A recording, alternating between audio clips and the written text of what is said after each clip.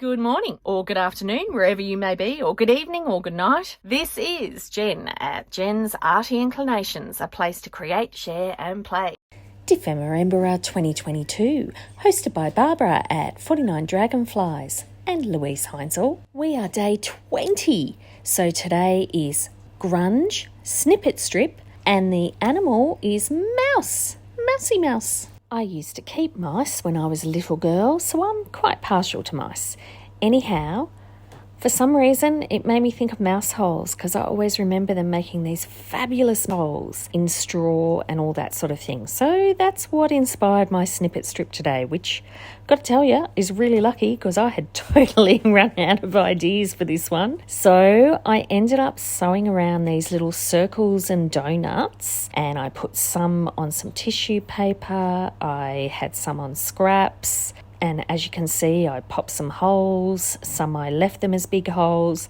So, just went to town sewing. So, sewing, Anyhow, I ended up just, having a bit of a play around, popping them in different places. I did some different size circles with hole punches and my whirly twirly. And I just kept placing them on. Today, this was so simple and it was really relaxing. Playing with paper and textures. I did want the grunge, but I still wanted colour. So I wanted to have a bit of a lift. So I went for more of that dirty feel grunge with some colour added into it. So behind it, I've got that lovely hand-dyed lace that I picked up from Which Craft Do You Do. And here I'm just, mucking about, trying to decide where exactly to place things. Goodness me, Christmas Day is just around the corner, everyone. I can't believe it. Anyway, getting distracted. Popping some lace on either side, and now I'm going, that'll do. So just to hold the fabric and the paper, I decided that I would do a sewn strip up either side just to keep everything held together.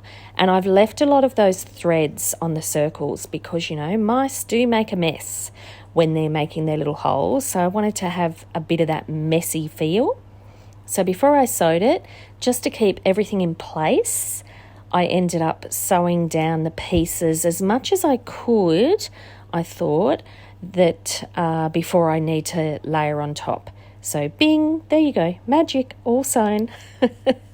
Took it away and then brought it back and it's all done. And the funny thing was, when I was sewing this big piece on, I realised that was where I was going to get my colour, on the reverse side of that, and I forgot. How unlike me. So no problem. I just tore up a little bit of this gorgeous blue fabric. It's sort of like what do you call it? Not a tulle, but one of those light, lovely fabrics that you get in summer, like just a light cotton. And I've ended up just popping that behind some more sewn circles. Again, just giving the impression of little holes. And had fun just putting it all down.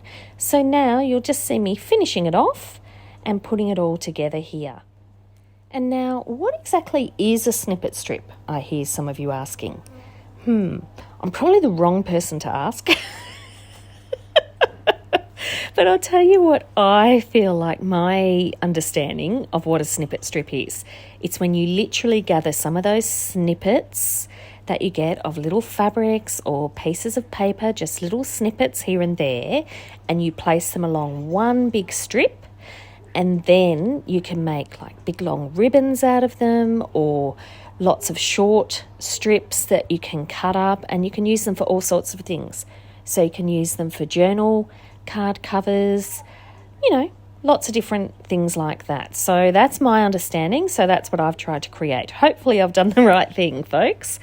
So here I am doing a little hole punch in the final one just to make a smaller hole. And, that was way too clean. I wanted to dirty that up and roughen it up a little bit.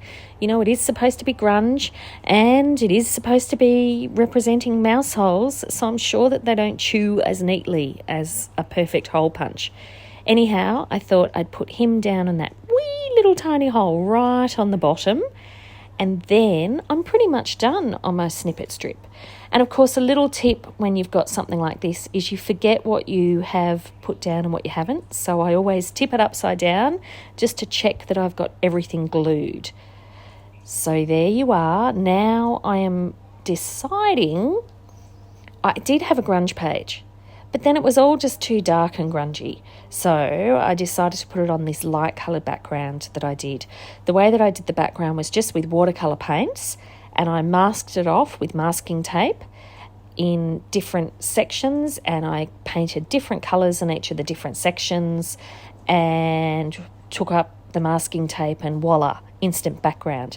But I love the contrast of that beautiful clean colour with the watercolour wash and the grunginess of that snippet strip. So that's what it ended up as. Another one done. See you tomorrow.